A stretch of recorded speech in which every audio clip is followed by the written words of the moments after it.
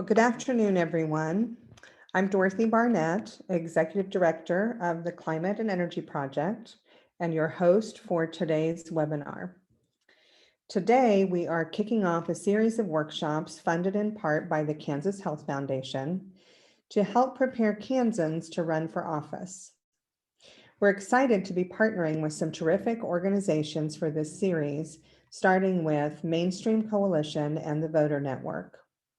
Our next workshop, which will be May 19th at 12:30, Know Your Why and then Run for Election, will feature the Kansas Leadership Center. We'll share a full list of workshops in the chat. Sponsors for the Get Ready and Run for Office series include the Kansas KU Institute for Leadership Studies, League of Women Voters, the Kansas Rural Center, Citizens Climate Lobby, the Voter Network, and the Kansas Leadership Center. And if I could have the slides advanced, please.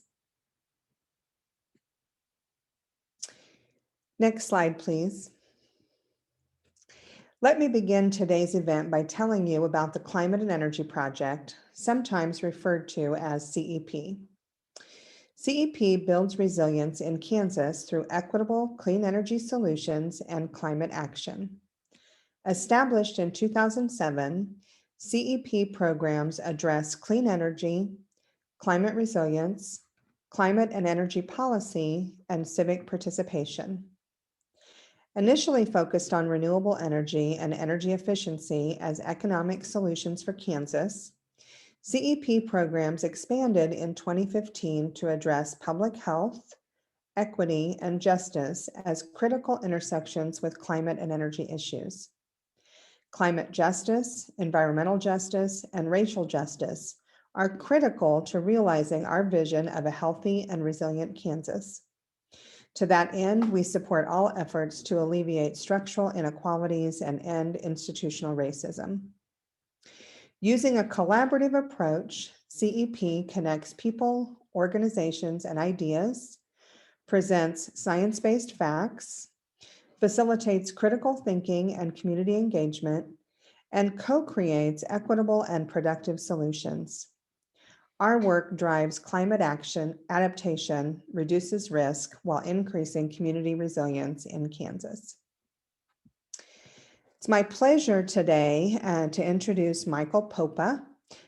Michael joined the Mainstream Coalition, parent organization of the Voter Network, as the executive director in January of 2020, after serving as council president for the city of Roeland Park and working for the Northeast Johnson County Chamber of Commerce.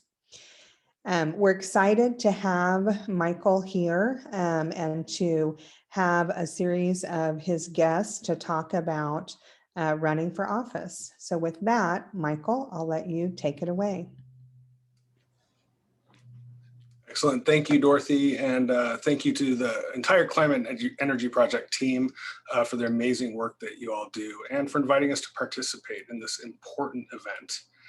Really appreciate that and excited to be here. And thanks to everyone who took the time out of their day today to learn more about running for office. As Dorothy mentioned, I'm Michael Poppa, Executive Director of Mainstream Coalition.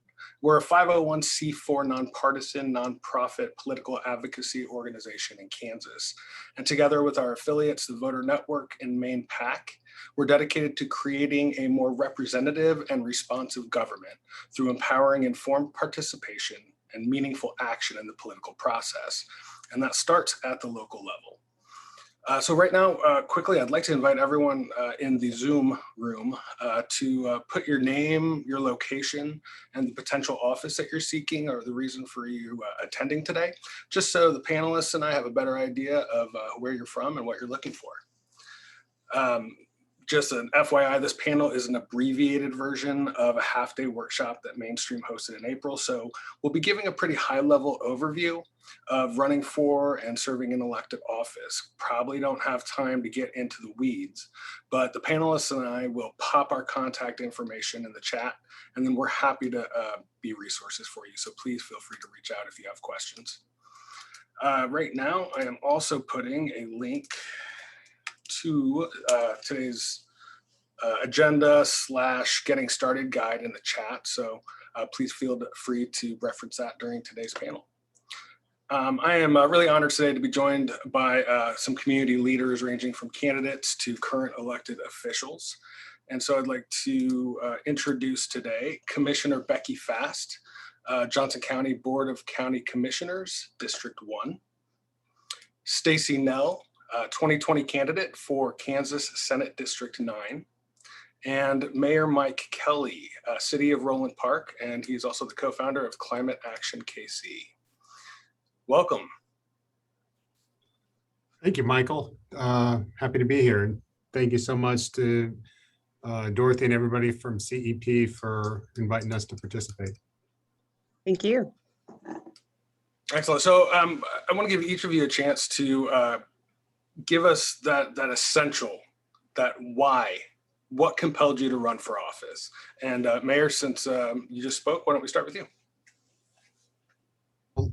Absolutely, and let me be brief because I know we only have 30 minutes here and you've got 3 politicians, so we could go on for a long time. But my why is because I know that there was more that I can accomplish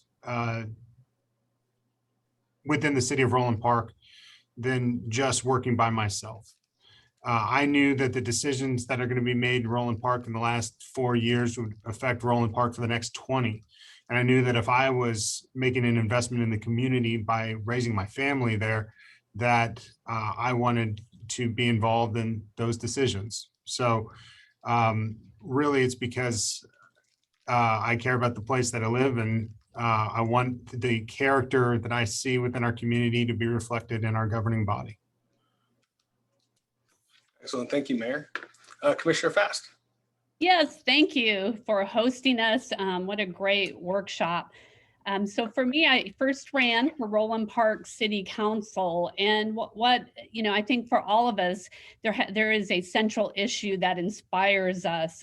Running for office is not for the faint of heart.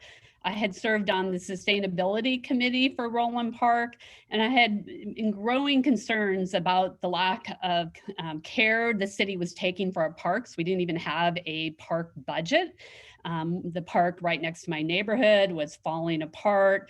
One of our other parks had a tennis court that hadn't been updated in decades. So one morning I heard the mayor talking about tearing down the community center next to me, which is a jewel. And that was really what inspired me, an issue that I was passionate about, our parks, our community gathering spaces.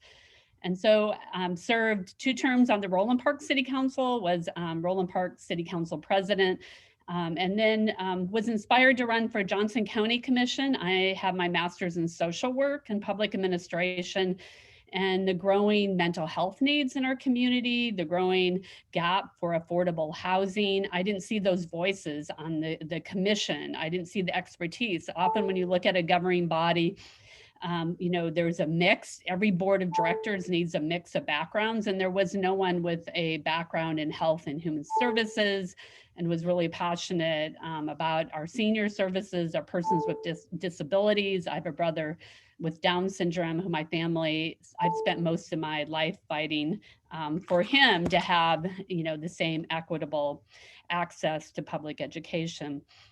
So it is a county commission race. There's 1,000 people in my district, where my Roeland Park race was 100,000 for county commission, and my Roeland Park ward was 1,000. So it's a huge jump when you go from your city ward then to a county commission district. I will really appreciate that difference in experience today when we start talking about, or at least getting into field a little bit, maybe a little bit today. And Stacey Knoell. Yes, thank you. Thank you for this opportunity to come to this panel. This is fantastic. For me, I think I came to running for office from the standpoint of sort of being a street activist. So my family background has been one of being involved in politics and activism and social justice issues literally since my great-grandfather, who was born a slave, became the first Black man to graduate from KU School of Law, and then became a judge and a lawyer in Wyandotte County. So ever since then, my family's been involved with trying to sort of that arc of justice, that the arc of history that bends towards justice is what we've been a part of. So I first came to it from an activism point of view, but I think I came to quickly understand that if there's really going to be any lasting change with structural anything, we actually need to change people who are involved in the structure. We can yell at the Kansas legislature all we want, and they really don't have any reason to do it differently than what they're doing. So we need to change the people who are involved in it. And that was the last thing that sort of pushed me over the edge to say, yes, I'd be willing to run for office, to be a part of that change. That, I mean, it's a cliche, be the change you want to see, but it's a true for a reason. So that's how I got involved. It's definitely true. And each of you had mentioned personal reasons for wanting to file to run for office. And that's usually the case, especially at the local level, the city and county levels. And usually that's where candidates and elected officials are most accessible to their constituents, right? Stacey, now, could you tell us a little bit about, I guess, your experience running for a higher office, right? Because that's going to look a lot different than at the local level. And we'll dig in a little bit deeper to local level in just a minute. Also want to mention, I forgot to say, if anyone has any questions, please pop those in the chat. We'd be happy to answer them. I had never run for office before, so it was kind of a strange thing. This would be the first thing that I ran for. And in a way, I have nothing to compare it to. And then also, along with everyone else who was running, I was running with the backdrop of a global pandemic. So I'm like, it was just an interesting year all around. I think running for a state level office might have been different. Well, honestly, because when Becky was talking about the fact that she was running Johnson County wide, that was larger than my district in Senate 9. Senate 9 is the largest Senate district land-wise inside of Johnson County. So just the sheer amount of how many precincts do we need to try to keep track of, what is our win number, that type of situation. What level of team do I need around me? I was looking through the handout that you sent out in terms of, what campaign manager, all the little different slots in the team. So I think I had a larger team than I know some people who are running for city council. For example, that city council level may not be as large of a race as a state Senate race. In terms of what the working parts are and how many people I want to get in place in order to not have to have so much rely on me as a candidate. We had a really good team. I had a really good team. I always say we because I feel like it really wasn't me doing all the work. We had a really good team around me to get me as close as we got. Excellent, thank you.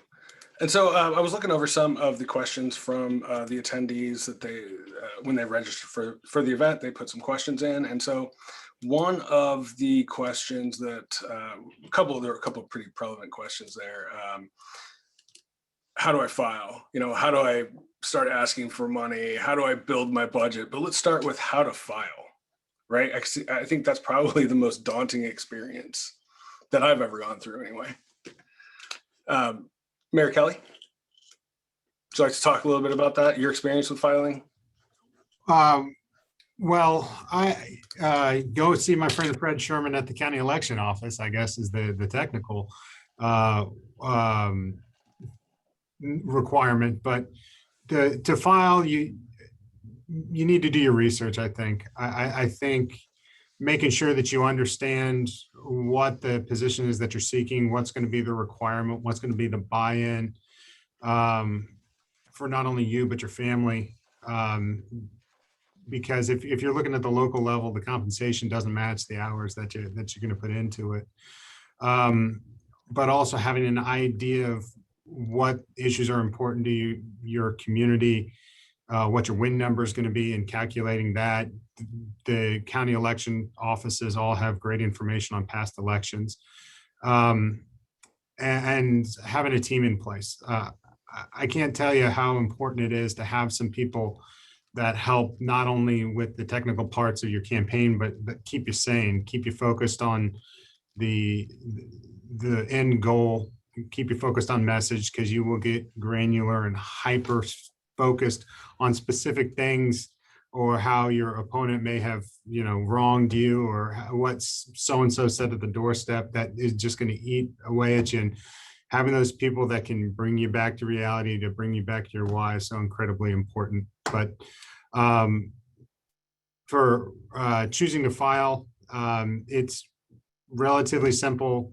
Go down to Olathe and put your name on the ballot and sign away, and, and good luck to you.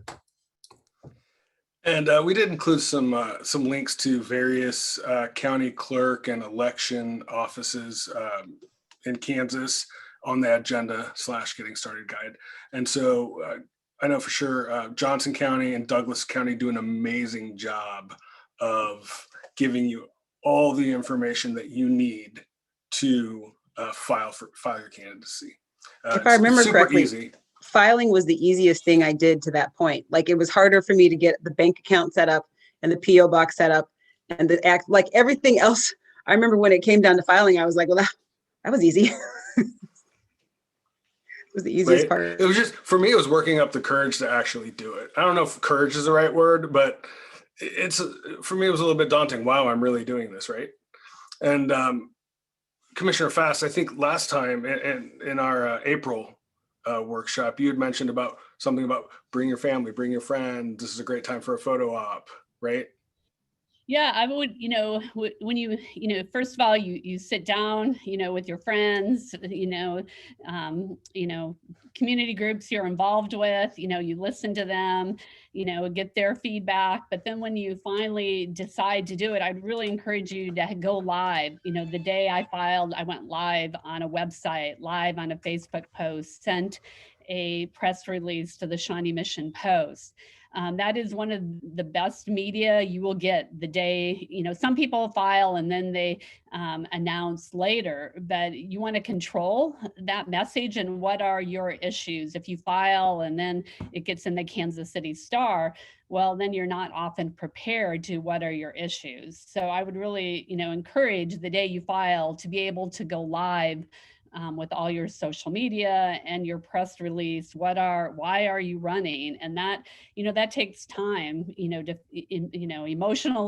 and intellectually, and listening to everyone. What are your three priorities? What is your elevator speech? And I hear candidates often, they're not able to give their elevator speech. If you can't say why you're running in 2 minutes, then you need to take some more time to figure out, what exactly, because that is your fuel. When I went door to door in my campaign, my fuel was that I'm running to improve our mental health system. I would like to see a composting drop off in our county. I'm running to have more weatherization, home repair funds. But that was a long extended, but I focused on affordable housing, healthcare, and, environmental issues, from parks to efficiency issues. So what are your three priorities that you feel like need system change? Excellent. Thank you very much. A question from the audience, if you will. When you file, does the county office provide any sort of checklist of all the other things that you need, like what Stacey mentioned, PO box, bank account, etc.? I don't believe they do. Mayor? You get a packet of information, and I have the distinct honor of joining you not only as an incumbent, but as a candidate this year. So when I did file last month, you do get a packet of information that includes some of the reporting deadlines. It costs $20, at least in Johnson County, to file, depending on the office you seek and the class of city that you're looking to represent. There might be a reporting fee of $50. But they'll have some information for you on how you can utilize some of the resources that the county has available, whether that be a voter database or whatnot. But there will be some pretty general information from the county on what's going to be required of you to satisfy the statutory requirements, whether that's providing your financial disclosure, appointing your treasurer, et cetera. But there's not information about bank accounts or social media or things that don't have a specific statutory reference. Now, there is a checklist in the Getting Started guide that we put the link for into the chat. So you can always refer back to that and reach out to someone that's run for office before, right? Or reach out to there are, Facebook groups, there are other ways that you can get information. Reach out to us because we've all been through it and we know exactly what you need, at least the basics. Stacey, I see that you unmuted yourself. Well, I was going to say, yeah, I don't know if there was an official checklist, but I knew I didn't want all the mail for the campaign coming to my house. And so I needed a PO box. I knew that I knew that the money had to be separate from my own bank account. So I needed a separate bank account. So I'm not sure if there was actually a checklist. I think I might have done an online training. I'm pretty sure I went to an online training that kind of said, you need to set some of these things up. And right, like I couldn't have campaign donations going directly into my bank account. So I had to figure out some other way to separate that out. The key is, like when I ran for Roeland Park City Council, I could be my own treasurer because that's a second tier city. First tier cities, you need to have a treasurer. If you're running countywide, large city, you have to have an official treasurer. So the rules are very lax for small cities. And we have, from Roeland Park to Westwood, it's much more lax in terms of your financial accounting than it is for your large cities, and like your county races, your state and Senate races have much more scrutiny, even more so. Yeah, we had a whole level of checklist. I had to file the treasurer and get all those things in line, and definite timetables to hit. And the filing deadline this year, if you want to file for office, is June. Speaking of deadlines, June 1st. So anyone interested, make sure that you file at your local election or county clerk office by June 1st. And I'm sure that we will inspire at least a handful of people on this Zoom to do so. Commissioner Fast, earlier you spoke about sitting down with constituents and groups. And so one of the questions that came through was, how do I start obtaining backing? So I guess, how do I get support for my campaign? When you run at the local level, your donors are, I say, a circle, the people who know you well, the people you might not have talked to for a while that you connect with occasionally, and people that you haven't talked to for years. Because on local races, you receive very little political action money. State races, when you look at someone who runs for state rep, state senate, some people have 60 to 70% of their campaign funds are from political action committees. Local races are really funded by the people in your network or the people that you've just met. And that is really key. And those are the people that give, I call the yeast. The yeast is what makes bread rise, and they are your yeast. I never thought I would ask people that I was in high school with for donations, but it kept expanding my circle. Because my win number in Johnson County District 1, you have like 70,000 people that vote out of 100,000. It's this incredible turnout in District 1.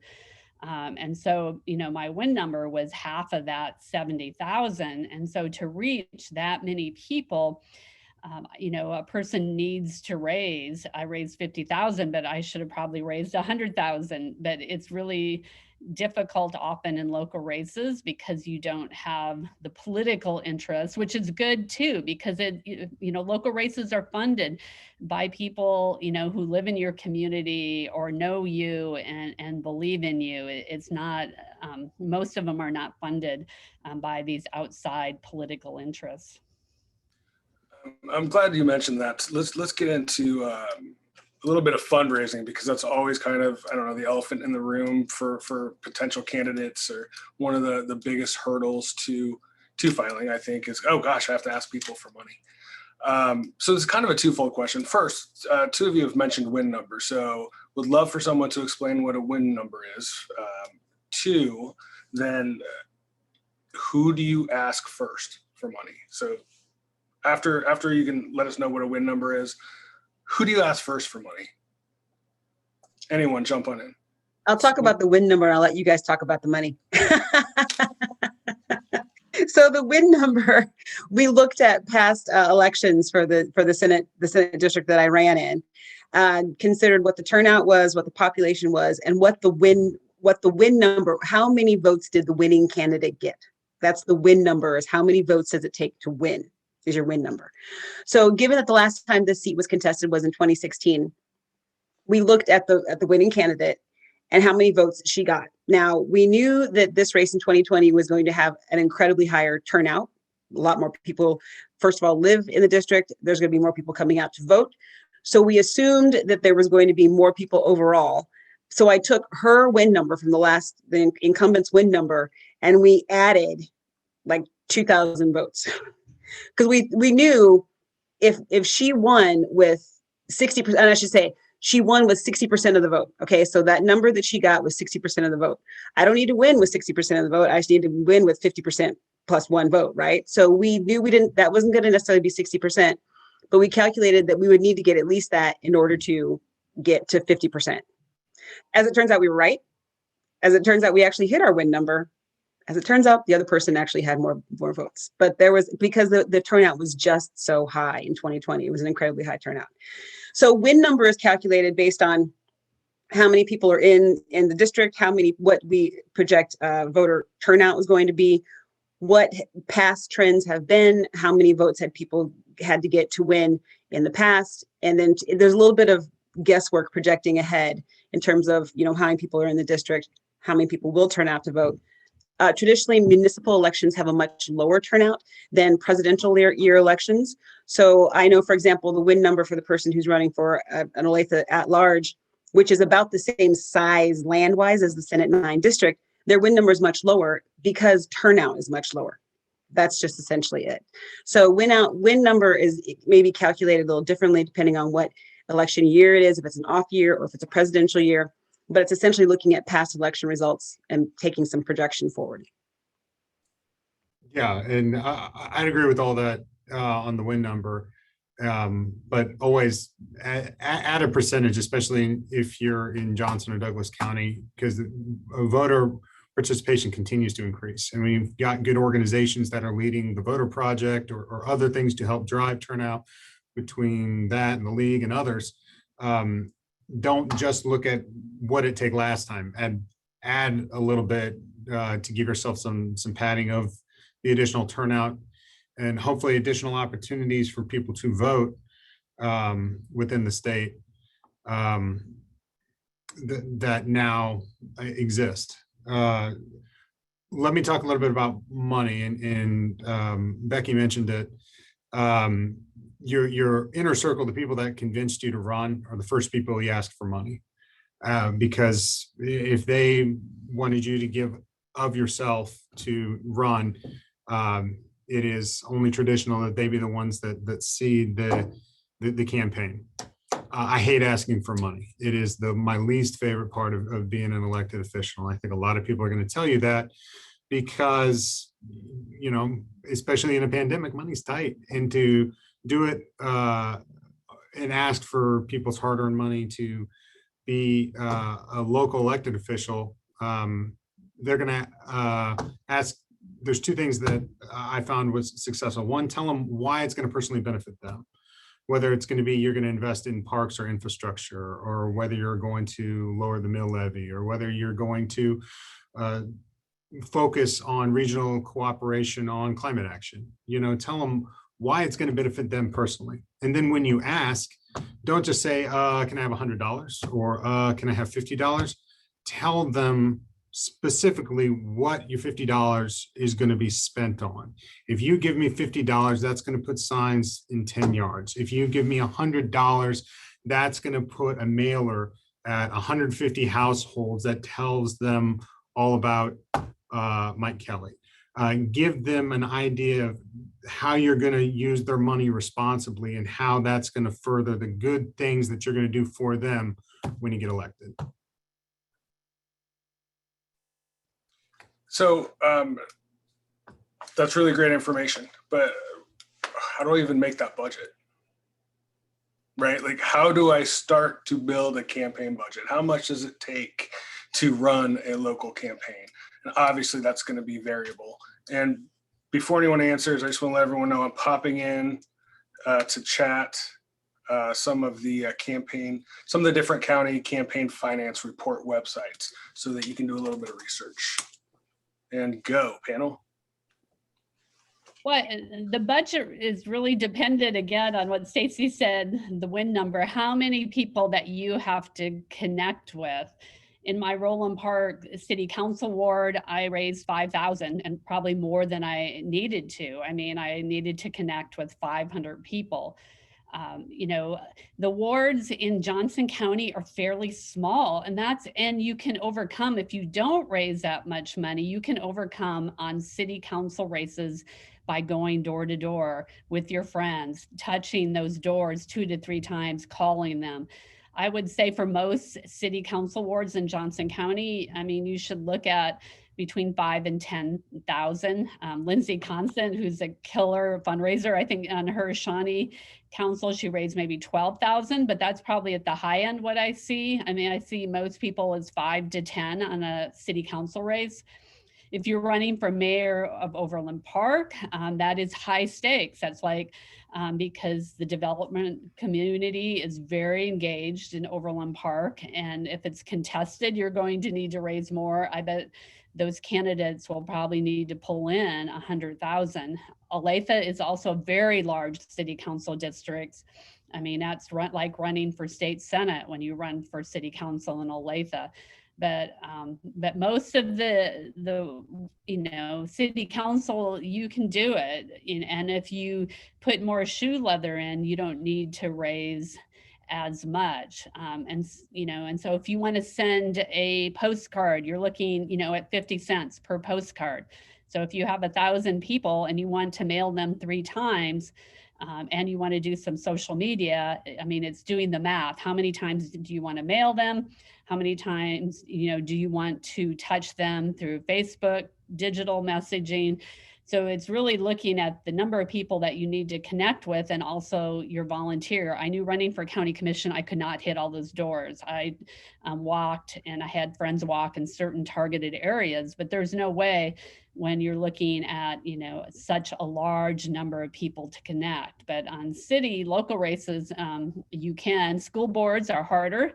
Heather Alsley had a really large volunteer team that touched a lot of doors. So it's assessing how many people do you have to help you volunteer, and do you work full time? I've always, since I've been in public service, I also balance my public service with my work. So I have less time to hit doors, but it's easier for me to pull in some of my longtime friends to donate.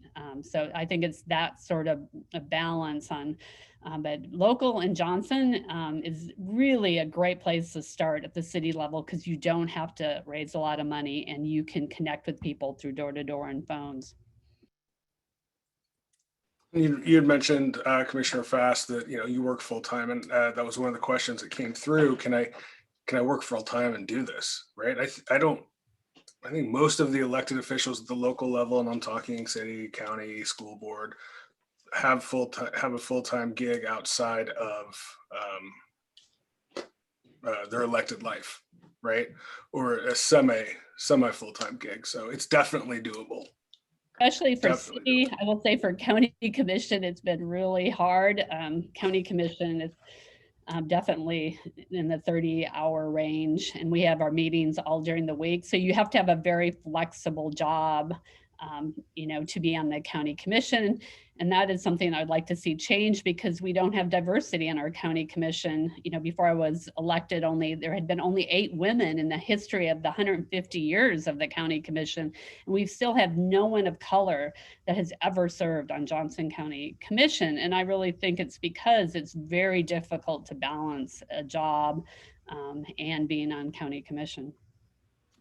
So I think one of the best things that you can do to Michael's question is if you want to put together a budget for the office you're seeking, is talk to the people that are in that office. One of the best things you can do in terms of getting your campaign together is talk to either current or former elected officials from that office. And they can really be helpful, not only with putting a budget together, but giving you some tips or tricks of the trade that would help you save money and move more efficiently. Not going to Kinko's to do your palm cards. That's a lesson learned. but also, and Becky mentioned it, hitting the pavement is literally the best thing you can do for local offices. The more voters that you can actually have a conversation with, the better you're going to be, and the more you're going to feel empowered to run for office. You're going to talk with some people that agree with you and agree about the issues you care about, and it'll be fun for you. You'll go to the door and you'll meet somebody and they'll go, "Hey, I know you. You're Mike Kelly or you're Kay Healy. I support you," and that'll just send you on for the rest of the day. Or they say, "Oh, hey, you're Mike Kelly," and they slam the door. And that's going to happen too. Right. But then you have to be a goldfish about this. I don't know if any of you guys watch Ted Lasso. I think it's an excellent show, and shout out to Sudeikis, the Johnson County native here. But he says the best thing you can do is be a goldfish, have a short memory, and go on to the next house with a smile on your face. Yeah, definitely. I tell you what, though, I joke, but I found that people, now it may be different post-COVID, people don't open the door if they don't want to talk to you. Mm-hmm. Right. So there's not a lot of that door slamming. So speaking of talking to people, we've talked about win number, we've talked about who do I ask for money, but who do I talk to? Who am I targeting? Who are my voters? How do I find that out? Mayor, I don't believe I believe you bought your list from the county, right? That's right.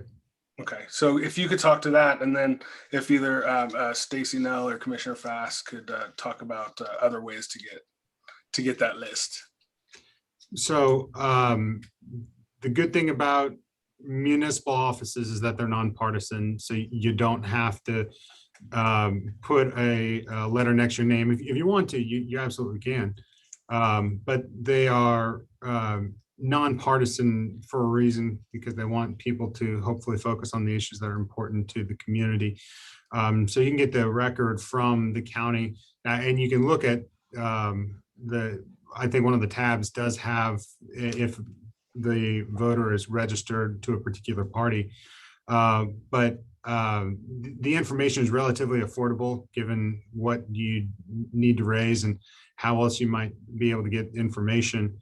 So it's a great place to start. And it also would show you who's voted in past elections and off-year elections. And if somebody has a voter propensity or propensity to vote, and you can see that they voted in every election, chances are they're going to vote in that one. So it's somebody to make sure that you highlight and put a star next to on your list, because that's the best chance you have of winning, is getting out people who are going to vote for you that are going to vote. So you purchase your list, your voter file directly from the county as a CSV, and then you extrapolated all that data from it. Yeah, if you're a statistics nerd, you're going to love this process, and especially when you're doing this for the first time, you're going to wear a lot of hats, and Ward Mapper is going to be one of those. So you can go through the lists, and it's in an Excel file, and you can aggregate the data in a way that makes sense to you, and then have an idea of who you need to talk to and be able to utilize that information directly from the county. What if I'm not a data nerd? Is that what you said? What if I'm not? What's another way I can get this list and have some of that information already baked in? Stacey, Knoell? I am not a data nerd. I love me some data, but I don't know if I would have been able to sort that through. So for field, and my race was a partisan race. So, and I don't know how much I'm supposed to talk about partisan issues, but there is this thing called Vote Builder, which sort of has the voter file. And as a candidate, I said, send me to everybody. Send me to, it didn't matter to me if a person was a R, a D, a U, or a libertarian. I said, send me to all the doors of anyone that we think might be likely to vote for us. Volunteers, oftentimes if someone was kind enough to volunteer for me, I would make sure to send them to a friendly door, right? So I wasn't trying to send people who were just volunteering a few hours a week. I would not send them to people who potentially might not agree. But I went to the door. So as a candidate, I was willing to talk to anybody who lived in the district and ask people for my vote. I would get to the door for their vote. I would get to the door and people would ask me, what party are you? And I would say, well, I'm such and such a party, but let's talk about the issues that are going to affect all of us. So I think that's just how I decided to talk to voters. Earlier in the chat, I saw a comment about us being courageous because we ran for office, and it never felt courageous. I don't know about you, Mayor or Commissioner, if it felt like I was doing something courageous. It felt like, because my why, I always had my why, that kept me going. It didn't feel like I was, oh, I'm so brave. Look at me. I'm out here running for office. I was like, oh no, someone needs to run for office. And right now it's me. And that helped with the goldfish thing. So if I got one person who was like, slam, I could just, and honestly, I think I can count on one hand the number of times someone was actually rude to me at the door. It really didn't happen that often, but keeping that why in front of me helps talking to voters, even if they don't particularly agree. And I also found with a lot of people, you can find common ground, whether the issues are partisan or not. A lot of people, once you talk to them face to face, they can be pretty reasonable. People all the time were like, well, I don't vote the party, I vote the person. And I'm like, here I am. I'm the person. Let's talk. Let's have a conversation. So I think that also helps moving forward. Well, and a lot of the issues at the micro local level, like at the city level, they're not partisan per se. As Commissioner Yes. Fass mentioned earlier, they're about parks, they're about streets, they're about community centers, they're about things that directly affect the daily lives of the residents. And so what I'm hearing from this conversation, this discussion, is that there's two ways to get a list. You can buy it directly through the county office, or even though local races are nonpartisan, if you are party affiliated, R or D, your party does have access to a voter file or a canvas system that has that integrated into it. So you can still ask for help, and it's not a bad place to go ask for help, especially if you're a first-time candidate. All right, I think a couple. Oh, go ahead. I'm sorry. Would like to highlight that in local elections, when you pull the list, the people are very committed who watch their city. And so local, you will see people who vote local vote every time. And those are the first people just to start with. I mean, the county commission, I mean, our elections are during the presidential year, during the governor's year. The presidential year, you often have people that just only vote presidential. They never vote local. So it's really looking, I mean, because there's people that will never, they're not, I would love to have them more concerned about our school board and cities, but many people don't. They tend to vote presidential. You might get them to vote during the governor's race. So that would be your first tier to really target those really committed people that vote every local municipal race and school board bond issue, and I mean, that's the other set to look at. Great. So now that we know who to talk to, how do we talk to them? Right? One of the questions that came through is, how do you campaign and communicate to voters on a very local level, both about local issues and very widespread issues? We've touched a little bit on that, but how do you talk to someone about that? Stacey, now you started to mention party affiliation would come up, and yes, here's my party affiliation. Pivot to issue, right? So does that work the same way for local issues? Does anyone think and state issues? Yeah, I was going to ask because state was a little different than local, so I was going to defer. Yeah, I think you absolutely answer the question honestly. So are you a Democrat or Republican? Well, it's a nonpartisan election. I'm registered as a Democrat, but I care about the issues that are important to Roeland Park, like parks or the community center, whatever your why is. It's always helpful to have palm cards with you, because when you approach somebody at the door, and you'll have to, gauge your community given their comfort with COVID and, interactions within 6 feet. And I'll absolutely practice, safe contacts. But it was always important. It's an opportunity to have an extra 30 seconds or to allow somebody to talk about what they care about. Because on your palm card, you'll have Mike Kelly is running for mayor of Roeland Park because he wants to improve the city's infrastructure, because he wants to implement solar ready ordinances throughout the region, or, whatever your whys are. And so people will, sit there, and as you're giving them your 30-second elevator speech, they'll look there and see what resonates with them.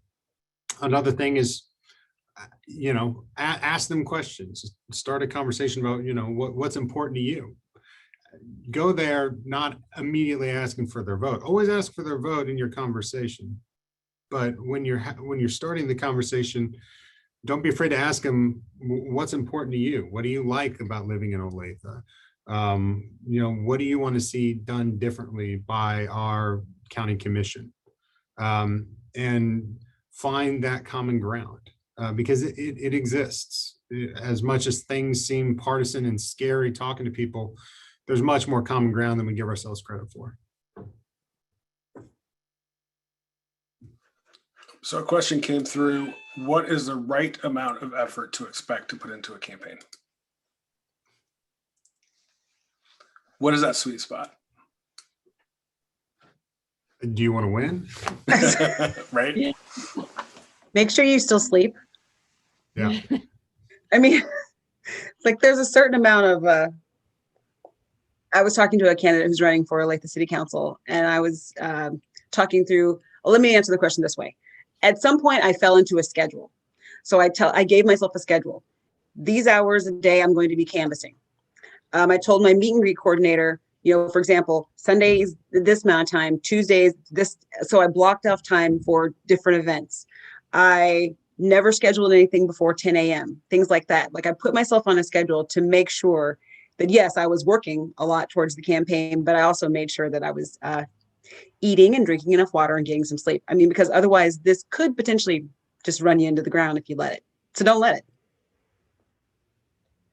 The hard part now, city races have now gone to November, so you file in June. When I filed for Roeland Park City Council, I filed in January. The election primary was March, April. To me, that was like the right amount of time for a local race, 3 months.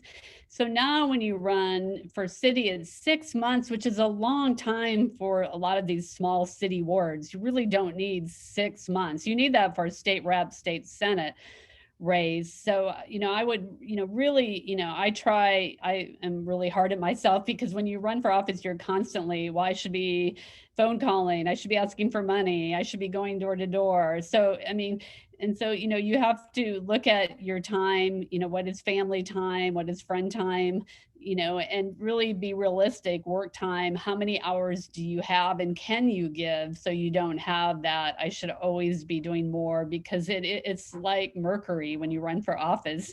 Every time you touch it, there's more to do, and to be really on your smaller races,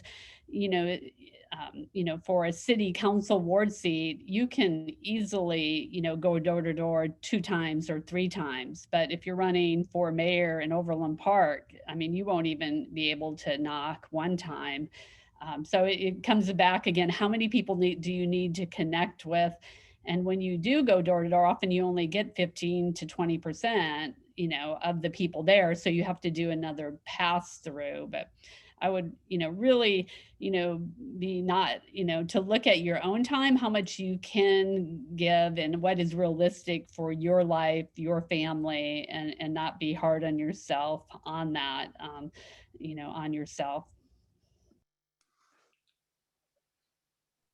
I think Stacey gave a fantastic point about putting it on a schedule, because there's always going to be more you could do.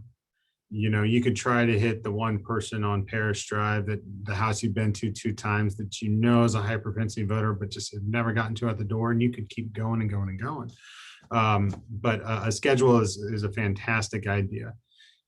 Having a team, or at least a core few that can keep you sane and keep you from yourself a little bit during an election season, can be incredibly helpful, bringing you back to reality, to the big picture, and then helping you get back on track to executing the schedule and executing the plan itself. So as you think about how much work it's going to do, more hands make less work.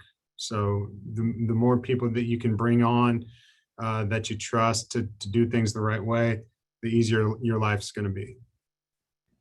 Kay put an excellent point in the chat that, years ago, you counted back from the election. Now your campaign plan is counting back when mail ballots, are delivered.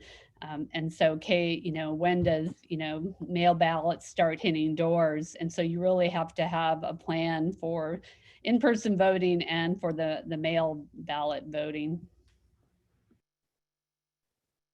And I'd be remiss to just add here, when we're talking about taking time for yourself, make sure you take time for your family.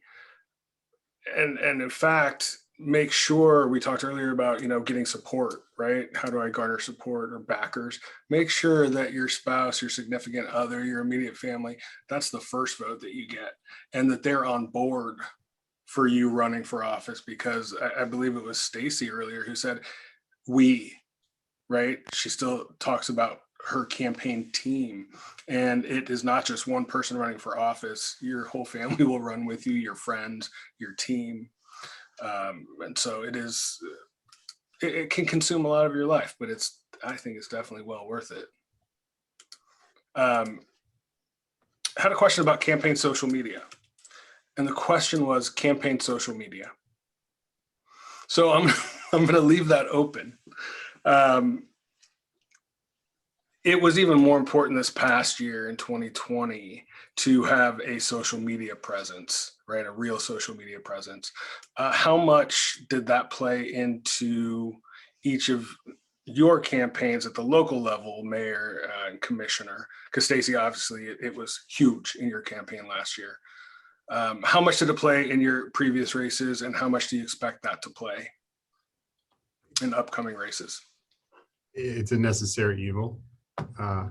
So you got to do it and do it right and be positive, because you're going to want to take a shotgun approach to meet voters where they are. Some voters are not on social media, but a lot of them are. And so if that's how you get the 10 seconds for somebody to recognize you and put your face to a sign, it's a tool that you have to utilize. I'd agree, though, that walking the walk and door to door is still the tried and true way to win local elections. With a mailer, you probably get the amount of time from the time somebody gets it out of the mailbox, looks at it, and hopefully puts it in the recycle bin as opposed to the trash. And so you have 10 seconds. With social media, maybe you get 3, or if it's a video, maybe you get a couple more. But if you get somebody at the door, that's the most time you're ever going to get them to focus on your campaign. And so that's really the time investment that you need to make. But social media is important. It allows you a different way to reach folks. And I've always found it's easier to keep it simple and keep it positive on social media. I will say with local elections, mail has more of an impact because you're not competing against all of Stacey's mailers, all of the congressional mailers, the governor's mailers. So, the people get less mailers, like they'll get less mailers this fall than they will when the State House and the congressional are running, where every day they pull out 20 mailers if they're a targeted person. The key on digital is you target just like you target your mailers. I received the Sierra Club endorsement. Thank you, Zach. So then I took that endorsement and I targeted it to people who like environmental Facebook pages. I just didn't do a mass everyone in Johnson County, so who are the people that really like, ooh, Becky, awesome, she's cool, she get endorsed by Sierra Club, so, and I uploaded, the voter registration list, and targeted, to different, people, if they lived in a different neighborhood. I know, some neighborhoods are really concerned that their library needs to be updated. I've heard from many people in Prairie Village, can't wait till that Corinth gets updated. So I would talk about, that'll be a supporter of libraries. So I would really target, digital Facebook ads become very expensive, and Facebook really just dings you, it's like a cash register. So to really target your Facebook media. Also, I did, YouTube videos, and really tried to target it, to voters, just like you would if you were going to their door or if you were sending them a mailer, not to just do,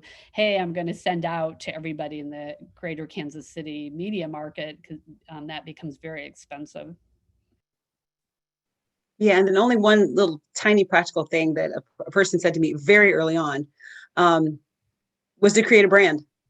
So for everything that sent out was in my campaign colors, like for a year in my life. In fact, when I got dressed today, I'm like, oh, I'm not wearing blue and green. It's something that's simple that, in that 2 seconds where they get it out of the mail and it's going to go into the recycle bin, that even if they don't read everything visually is tied together. So, I never left my house unless I was wearing campaign colors, like just this, since social media is, they're just scrolling. So even if they don't read it, they have to register in that 2 seconds. Oh, that's Stacey Knoell. I've seen that face before. It's right name recognition. But I also agree with what the mayor said, that if you ever have a decision on how to spend the money, spend the time on direct voter contact. That's more important. Stacey, you're absolutely right with a brand. If that's something that I found was really successful for our campaign. We spent the money and had a professional do our logo, and I was money well spent. Additionally, if you're in a nonpartisan race in a municipality, consider a color other than red, white, and blue. Everybody's color is going to be red, white, and blue. So if you want to go with blue and green, that's great. If you want to have orange, that's great. If you're born with the last name Kelly, so Kelly green is the color that you inherit by birth, go with it. But that helps distinguish your brand from all the other mailers that are going to be in the mailbox come August. Excellent. And I think we are just at time or almost there. So if everyone on the panel could leave us, impart us with 30 seconds of wisdom before we leave. Commissioner Fast, why don't we start with you? I just want to highlight that you're not running for yourself, you're running for your community, and for people in your community, giving them a voice and your representation. And many women that I've met with through the years often have to be asked 7 times. So if any of you are interested, I will ask you 7 times. And we just needed diverse voices at the table. And we're really missing that in local government in Johnson County, to have those diverse voices, because representation does matter, and representation from our environmental community. We need more of you too at the table to balance our sustainability needs in local government. Stacey Knoell? Yes, I agree with Commissioner Fast. I think the one analogy I would say is it's kind of like having a child. You don't know what it's like till you actually have the child. So if you're even remotely thinking about it, go ahead, you'll be fine. Plenty of people have done it before. Run for office. Because we do need people who are willing to run for office. I was not successful in my run for office, so I don't consider myself a failure. I learned a lot in that process. I know a lot more about the process. I'm not afraid. I see the question in the chat, am I running again? We'll have to wait and see where the district lines fall. I'm game. But if anyone's remotely considering running, I would say run. And I also agree with what the commissioner said about women may be worried about, or not, honestly, not just women.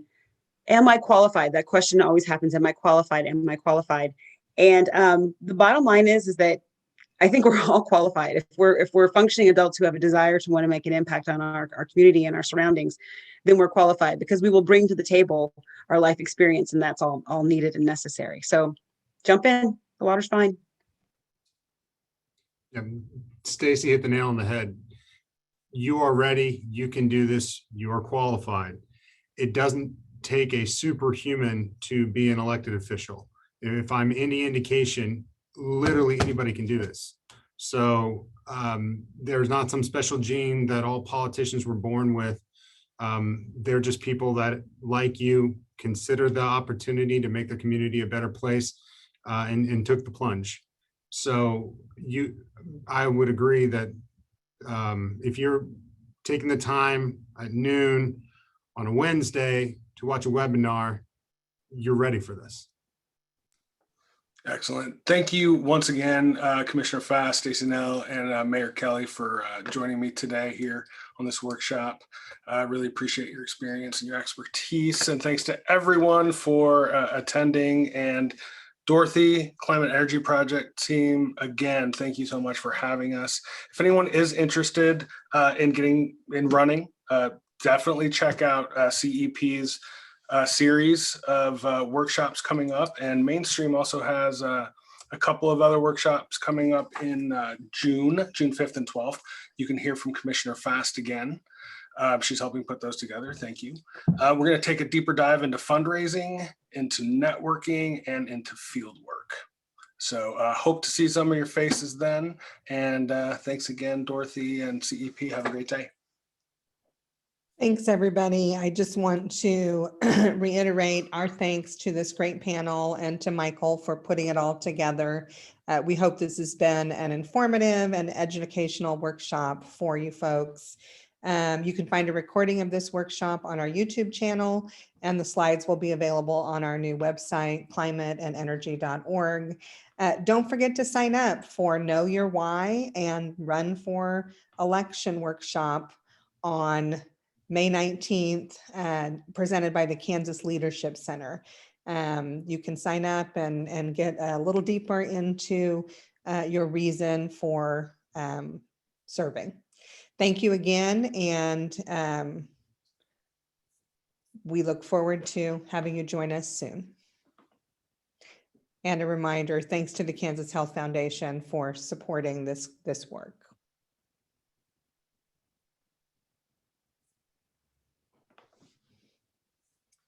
Thanks, Dorothy. Take care.